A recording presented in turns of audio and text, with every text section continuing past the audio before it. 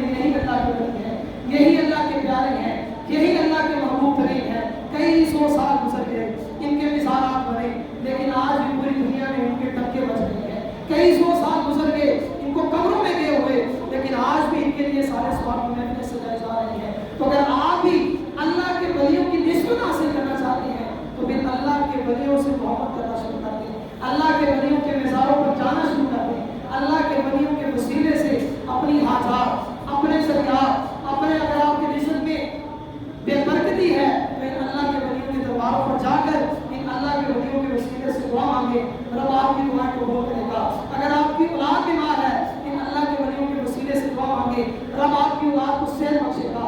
اگر آپ بے روزگار ہیں، اگر آپ پریشان ہیں، بیماریوں میں مبتلا ہیں، گھریلو نچاکیوں میں مبتلا ہیں، گناہوں کی بیماریوں میں مبتلا ہیں، ان اللہ کے ولیوں کی، ان اللہ کے پیاروں کی نسبت حاصل کر لیں، ان اللہ کے ولیوں سے پیار کرنے لگ جائیں کہ جو ان اللہ کے ولیوں سے محبت کرتا ہے رب تعالیٰ ان اللہ کے ولیوں سے محبت کرنے کی صورت میں ان اللہ کے ولیوں سے محبت کرنے والوں کا تذکرہ قرآن میں فرماتا ہے. چاہے وہ پتھر ہو رب پھر بھی ان کا تذکرہ قرآن میں کر دیتا ہے، چاہے ذات کی چونٹی ہو رب پھر بھی اس کا قرآن میں تذکرہ کر دیتا ہے، چاہے ذات کے گھوڑے ہوں لیکن اللہ کے ولیوں سے نسبت ہو جائے تو رب قرآن میں تذکرہ کر دیتا ہے. اور قرآن میں تذکرہ کرنے کا مطلب یہ ہے کہ اگر اللہ کے ولی سے نسبت ہو جائے تو پھر رب تعالیٰ کو وہ چیزیں محبوب ہو جاتی ہیں، رب تعالیٰ ہم سے پیار فرماتا ہے. اللہ رب العزت سے دعا ہے خالق کائنات اللہ تعالیٰ کو ہم سب کو اپنے پیاروں کی سچی انسان کو بہت اچھی صورت میں پیدا کیا.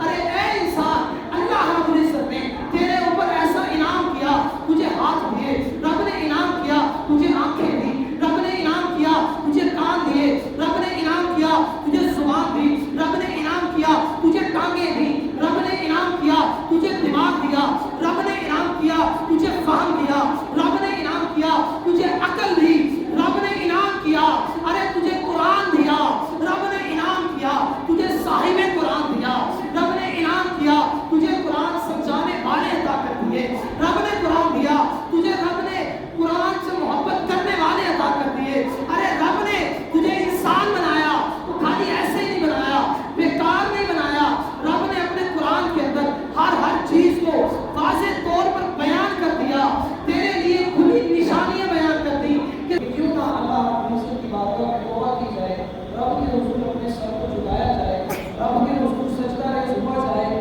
اور اللہ تعالیٰ سے اپنے گناہوں کی معافی طلب کی جائے.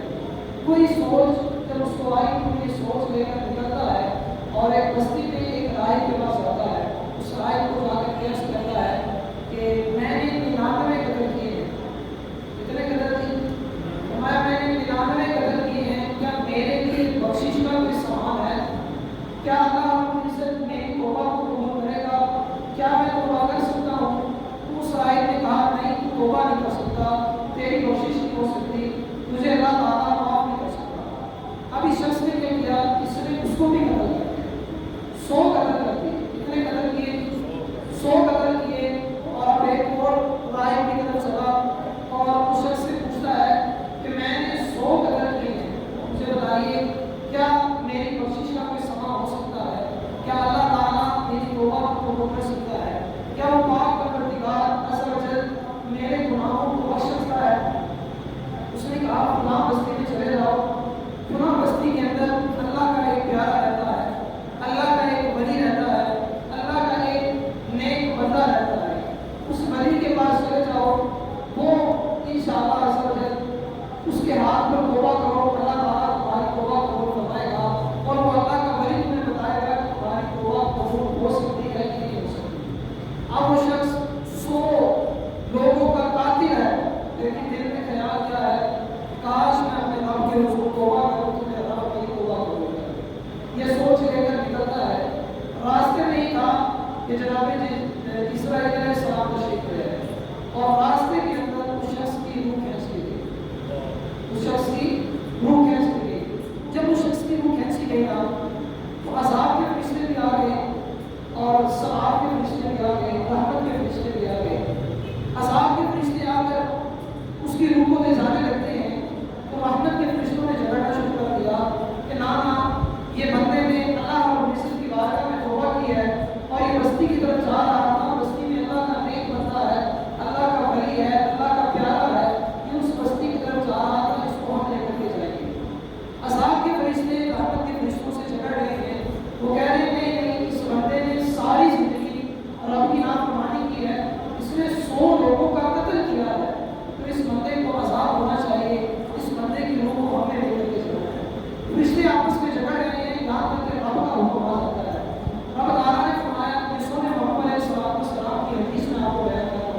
یہ پورا واقعہ بخاری شریف کی حدیث کے اندر موجود۔ اللہ کے محبوب پیارے محبوب صلی اللہ علیہ وسلم نے فرمایا کہ اللہ رب العزت کا حکم نازل ہو گیا۔ اللہ تعالیٰ نے کیا فرمایا؟ اللہ تعالیٰ نے فرمایا اے میرے فرشتوں ایسا کرو کہ زمین کو سمیٹ لو، زمین کو سمیٹ لو اور یہ دیکھو کہ یہ بندہ میرے ولی میرے پیارے کی بستی کے قریب تھا یا پھر جہاں سے چلا تھا اس بستی کے قریب تھا۔ دیکھو کہ یہ بندہ میرے ولی کامل کے قریب تھا، اس کے قریب قریب تھا یا اس سے دور دور تھا۔ اگر تو یہ میرے ولی کے قریب تھا تو اس کی بخشش ہو جائے گی، اور اگر یہ میرے ولی سے دور تھا تو پھر عذاب والے فرشتے سے لے کر چلے گئے۔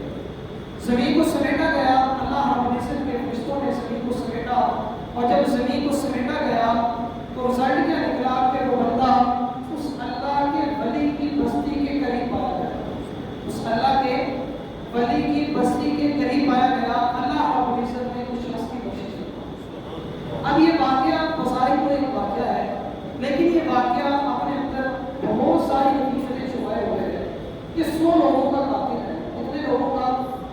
100 لوگوں کا قاتل ہے۔ 100 قتل کرنے کے بعد اسے یاد آیا کہ میں نے اپنے رب کے حضور توبہ بھی کر لی۔ یاد رکھیں، گناہ ہو جانا الگ بات ہے، گناہ کر بیٹھنا الگ بات ہے۔ انسان غلطی کا پتلا ہے، انسان غلطی ہی کے لیے پیدا ہوا ہے، انسان غلطیاں کرتا رہتا ہے، لیکن غلطی کرنا الگ چیز ہے اور غلطی کر کے اس کے اوپر ڈٹ جانا یہ اور بری چیز ہے۔ فرمایا اگر غلطی ہو جائے توبہ کرو اور معاف کرنے والا ہے، غلطی ہو جائے اپنے رب کے حضور راجو کو بخشش کروانے والا ہے۔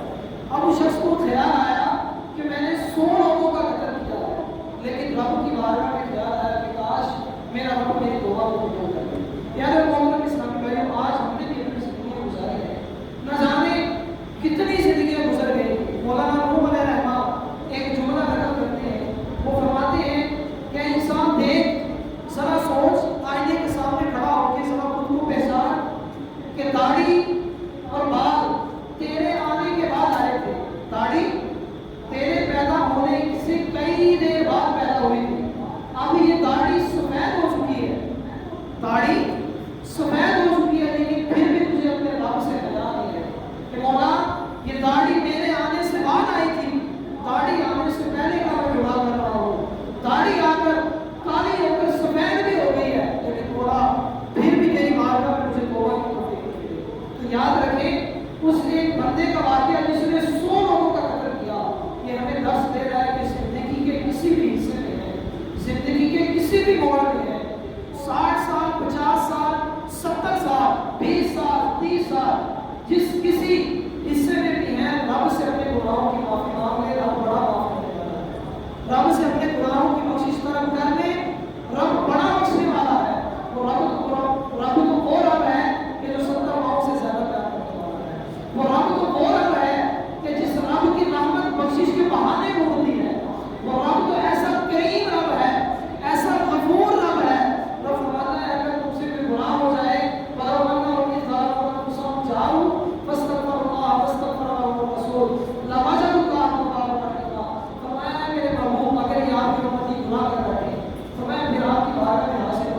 یا رسول اللہ آپ کا وسیلہ دے کر اللہ سے دعا کریں، اللہ سے اپنے گناہوں کی معافی مانگیں، تو رب بڑا معاف فرمانے والا ہے، رب بڑا کرم فرمانے والا ہے، رب بڑا بخشنے والا ہے۔ دوسرا اس واقعے سے جو درس ملتا ہے وہ یہ ہے کہ توبہ انسان کرتا ہے پھر گناہ کرتا ہے، پھر توبہ کرتا ہے پھر گناہ کرتا ہے، پھر توبہ کرتا ہے پھر گناہ ہو جاتا ہے، پھر توبہ کرتا ہے پھر گناہ ہو جاتا ہے۔ لیکن یہ واقعہ ہمیں یہ درس دے رہا ہے کہ اگر توبہ کسی اللہ کے ولی کے دربار کے اوپر جا کر کی جائے، کسی اللہ کے ولی کی قربت میں کی جائے، کسی اللہ کے ولی کی نسبت سے کی جائے، تو پھر وہ توبہ ایسی توبہ ہے کہ 100 لوگوں کا قاتل بھی ہے، لیکن اللہ اپنے ولی کی نسبت کی وجہ سے اس کی توبہ قبول کرتا ہے۔ یہ توبہ کا طریقہ بتایا گیا کہ اللہ کے ولی کی نسبت کی وجہ سے رب کیا کرتا ہے جی، رب توبہ قبول فرمانے والا ہے، رب توبہ کو قبول کر لیتا ہے۔ اب یہ جو اللہ کے ولیوں کی نسبت ہے نا، یہ نسبت کوئی عام نسبت نہیں ہے، یہ نسبت کوئی معمولی نسبت نہیں ہے، یہ نسبت کوئی گاٹے کی نسبت نہیں ہے،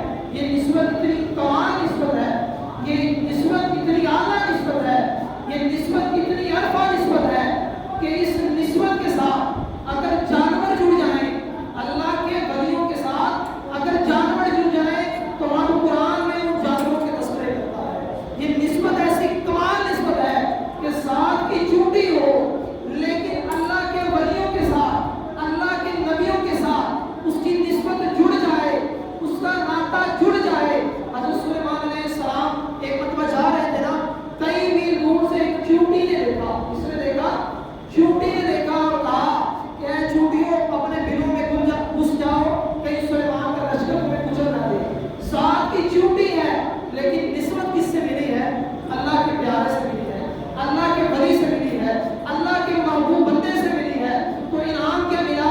رب نے قرآن کریم کے اندر پوری سورہ نمل اس چونٹی کے نام پر ساتھ کی چونٹی ہے لیکن نسبت کتنی پیاری ملی کہ رب نے قرآن میں اس کے تذکرے فرما دیے۔ بی بی ہاجرہ کو کون نہیں جانتا؟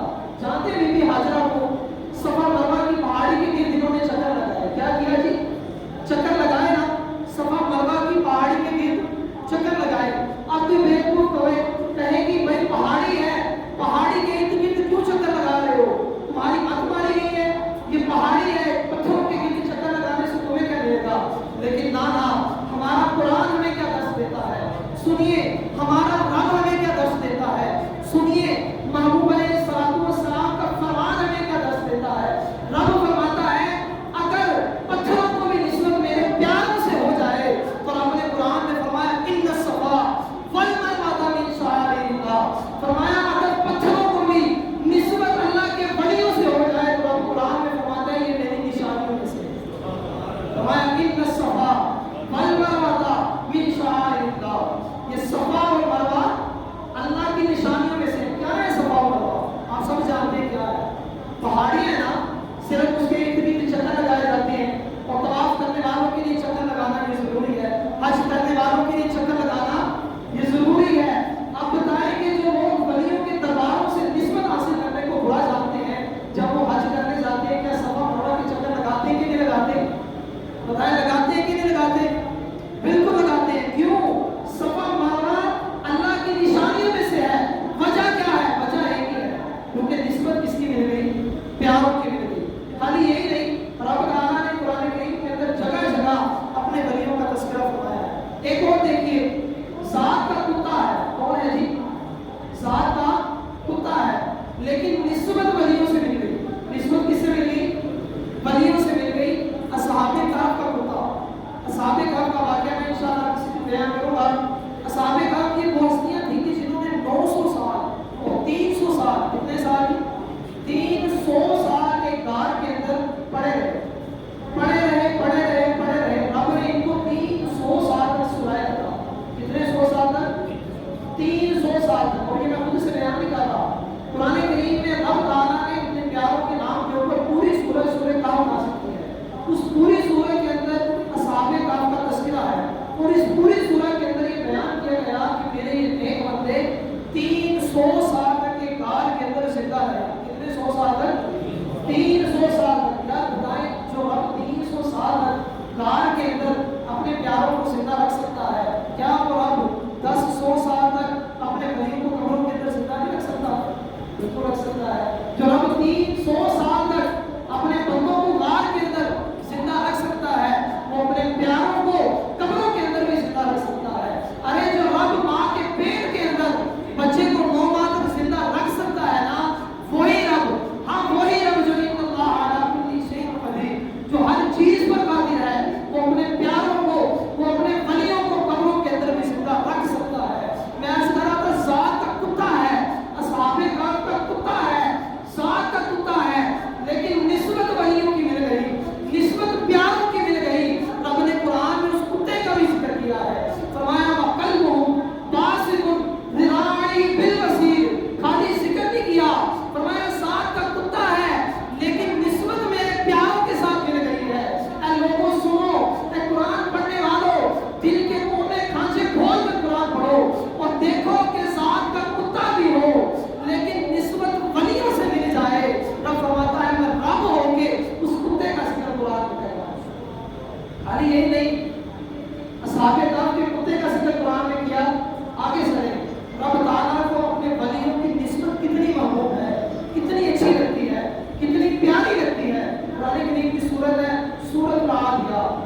سورہ کے اندر اللہ تعالیٰ کیا ارشاد فرماتا ہے؟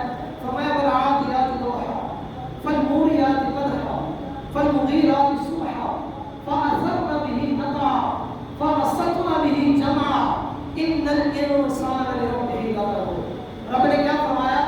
رب نے فرمایا لوگوں سنو، مجھے ان اپنے پیاروں کے چلنے والے گھوڑوں کی قسم، اس کی قسم دی پیاروں کے چلنے والے گھوڑوں کی قسم، خالی گھوڑوں کی نہیں، پھر فرمایا گھوڑوں کے ٹاپ کی قسم، ٹاپ بولتے ہیں قدموں کی قسم، فرمایا ان گھوڑوں کے چلنے والے قدموں کی قسم، یہ بھی نہیں فرمایا، پھر آگے فرمایا پہلے ان گھوڑوں کی قسم، پھر ان چلنے والے گھوڑوں کے قدموں کی قسم، پھر فرمایا ان قدموں کے نیچے جو کھڑیاں لگتی ہے نا، مجھے ان کھڑیوں کی قسم، اور پھر فرمایا کہ ان کھڑیوں کے نیچے سے جو غبار نکلتی ہے نا، مجھے اس غبار کی بھی قسم۔ یہ نسبت کی بات ہو رہی ہے، نسبت اللہ کے ولیوں سے ملی تو رب گھوڑوں کی بھی قسم کھا رہا ہے، نسبت اللہ کے ولیوں کی ملی تو رب کتے کا ذکر بھی قرآن میں کر رہا ہے، نسبت اللہ کے ولیوں سے ملی تو رب چیونٹی کا ذکر بھی قرآن میں کر رہا ہے۔ اب مجھے بتائیے کہ جس کو جن جانوروں کو نسبت اللہ کے ولیوں کی مل جائے، یا ذات کی چیونٹی ہو نسبت اللہ کے ولیوں کی ملے، رب قرآن میں تذکرے کرے، ذات کتے کی ہو نسبت اللہ کے ولیوں کی ملے، رب قرآن میں ان کے تذکرے کرے، ارے ذات گھوڑوں کی ہو، گھوڑوں کے قدموں کی ہو، ان کے قدموں کی جو جال نکلتی ہے، جو غبار اڑتی ہے، اس غبار کی ہو، لیکن نسبت اللہ کے ولیوں کی آ جائے تو رب قرآن میں ان کے تذکرے کرے، رب قرآن میں اپنے پیاروں کی شانیں بلند کرے۔ مجھے بتاؤ، ارے اے انسان، تجھے تو اللہ رب العزت نے فرما جسم عطا کیا ہے، تجھے تو خالق کائنات جل جلالہ نے مست آنکھیں عطا کی ہیں، ارے تجھے تو شرابی ہونٹ عطا کیے ہیں، ارے تیرے پنجوں میں رب نے جکڑنے کی طاقت رکھی ہے، ارے تیری زبان کے اندر رب نے کئی ذائقے رکھ دیے ہیں، ارے تیرے ہاتھوں کے اندر رب نے کتنی سینس رکھ دی ہے، تو کسی چیز کے اوپر ٹچ کرتا ہے تیرا دماغ فوراً تجھے بتا دیتا ہے یہ صحیح ہے یہ غلط ہے، تیرے کانوں کے اندر رب نے ایسی سماعت رکھ دی ہے کہ بڑی سریلی آواز تجھے بہت اچھی لگتی ہے۔ ارے اے انسان، اللہ رب العزت نے تجھے آنکھیں عطا کی ہیں، تو ان آنکھوں کے ساتھ دنیا کی رنگینیوں کو دیکھتا ہے، دنیا کی خوبصورتی کو دیکھتا ہے۔ ارے اے انسان، اللہ رب العزت نے تجھے بولنے کا ملکہ عطا کیا، اللہ رب العزت نے تجھے اتنا لمبا چوڑا وجود عطا کیا، خالق کائنات جل جلالہ نے تجھے عقل سلیم عطا فرمائی ہے۔ رب نے تیرے بارے میں قرآن میں فرمایا لقد خلقنا الانسان فی احسن تقویم، بے شک ہم نے قرآن کو بہت اچھی صورت، ہم نے انسان کو بہت اچھی صورت میں پیدا کیا۔ ارے اے انسان، اللہ رب العزت نے تیرے اوپر ایسا انعام کیا، تجھے ہاتھ دیے، رب نے انعام کیا تجھے آنکھیں دی، رب نے انعام کیا تجھے کان دیے، رب نے انعام کیا تجھے زبان دی، رب نے انعام کیا تجھے ٹانگیں دی، رب نے انعام کیا تجھے دماغ دیا، رب نے انعام کیا تجھے فہم دیا، رب نے انعام کیا تجھے عقل دی، رب نے انعام کیا ارے تجھے قرآن دیا، رب نے انعام کیا تجھے صاحب قرآن دیا، رب نے انعام کیا تجھے قرآن سمجھانے والے عطا کر دیے، رب نے قرآن دیا تجھے، رب نے قرآن سے محبت کرنے والے عطا کر دیے۔ ارے رب نے تجھے انسان بنایا تو خالی ایسے ہی نہیں بنایا، بیکار نہیں بنایا، رب نے اپنے قرآن کے اندر ہر چیز کو واضح طور پر بیان کر دیا، تیرے لیے کھلی نشانیاں بیان کر دی کہ صاحب بصیرت ہو، تم دیکھو گے ان اللہ کے ولیوں کے مزاروں کے اوپر نور کی چماچم بارشیں ہو رہی ہیں۔ ارے تم ان اللہ کے ولیوں کے درباروں پر جاؤ تو صحیح، تمہیں لوگوں کی زبانوں سے سننے کو ملے گا اس اللہ کے ولی کی برکت سے۔ اللہ رب العزت نے مجھے مراد عطا کر دی، اس اللہ کے ولی کی برکت سے میں بے روزگار تھا، رب نے میرے رزق کے اندر فراوانی عطا کر دی۔ ارے اس اللہ کے ولی کی برکت سے میرے بچوں کی شادی نہیں ہو رہی تھی، میرے بچوں کی شادی ہو گئی، اس اللہ کے ولی کی برکت کے ساتھ میں مدینے نہیں جا رہا تھا، رب نے مجھے مدینہ دکھا دیا۔ ارے تم ان اللہ کے اولیاء کے مزاروں پر جاؤ تو صحیح، تمہیں اسلام کی خوشبو نظر آئے گی، ارے تمہیں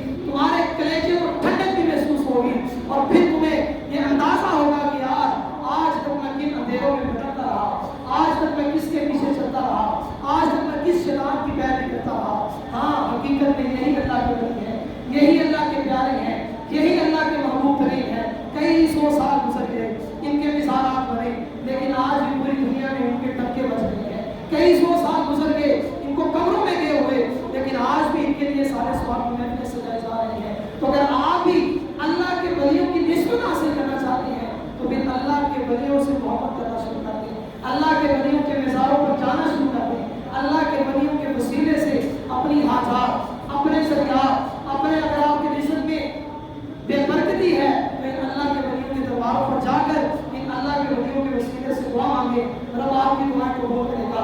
اگر آپ کی اولاد بیمار ہے ان اللہ کے ولیوں کے وسیلے سے دعا مانگے، رب آپ کی اولاد کو صحت بخشے گا. اگر آپ بے روزگار ہیں، اگر آپ پریشان ہیں، بیماریوں میں مبتلا ہیں، گھریلو نچاکیوں میں مبتلا ہیں، گناہوں کی بیماریوں میں مبتلا ہیں، ان اللہ کے ولیوں کی، ان اللہ کے پیاروں کی نسبت حاصل کر لیں، ان اللہ کے ولیوں سے پیار کرنے لگ جائیں کہ جو ایک اللہ کے ولیوں سے محبت کرتا ہے رب تعالیٰ ان اللہ کے ولیوں سے محبت کرنے کی صورت میں ان اللہ کے ولیوں سے محبت کرنے والوں کا تذکرہ